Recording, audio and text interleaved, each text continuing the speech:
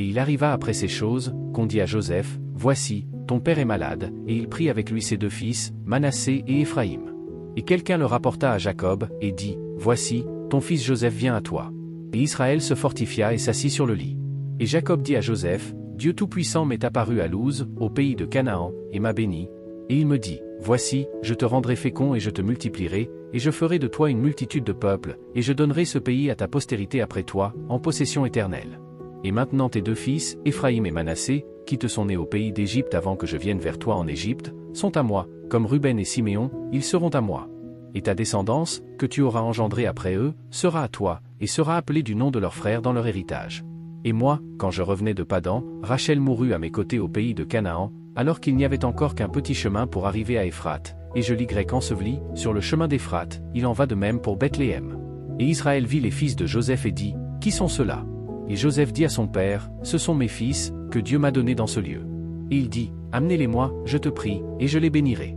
Or, les yeux d'Israël étaient obscurcis par l'âge, de sorte qu'il ne pouvait plus voir. Et il les fit approcher de lui, et il les embrassa et les embrassa. Et Israël dit à Joseph, je n'avais pas pensé à voir ta face, et voici, Dieu m'a aussi montré ta postérité. Et Joseph les fit sortir d'entre ses genoux, et il se prosterna le visage contre terre. Et Joseph les prit tous deux, Éphraïm dans sa main droite vers la gauche d'Israël, et Manassé dans sa main gauche vers la droite d'Israël, et il les fit approcher de lui. Et Israël étendit sa main droite et la posa sur la tête d'Éphraïm, qui était le plus jeune, et sa main gauche sur la tête de Manassé, guidant ses mains en connaissance de cause, car Manassé était le premier-né. Et il bénit Joseph, et dit, Dieu devant lequel mes pères Abraham et Isaac ont marché, le Dieu qui m'a nourri toute ma vie jusqu'à ce jour, l'ange qui m'a racheté de tout mal, bénis les gars, et que mon nom soit nommé sur eux, ainsi que le nom de mes pères Abraham et Isaac, et qu'ils grandissent en multitude au milieu de la terre. Et quand Joseph vit que son père posait sa main droite sur la tête d'Éphraïm, cela lui déplut, et il leva la main de son père pour la retirer de la tête d'Éphraïm jusqu'à la tête de Manassé.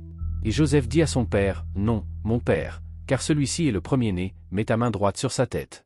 Et son père refusa et dit, je le sais, mon fils, je le sais, lui aussi deviendra un peuple, et lui aussi sera grand, mais en vérité, son jeune frère sera plus grand que lui, et sa postérité deviendra une multitude de nations. Et il les bénit ce jour-là, en disant, Israël bénira en toi, en disant, que Dieu te fasse comme Éphraïm et comme Manassé. Et il plaça Éphraïm devant Manassé. Et Israël dit à Joseph, voici, je meurs, mais Dieu sera avec toi et te ramènera au pays de tes pères. Et je t'ai donné une part supérieure à tes frères, que j'ai prise de la main des Amoréens avec mon épée et avec mon arc.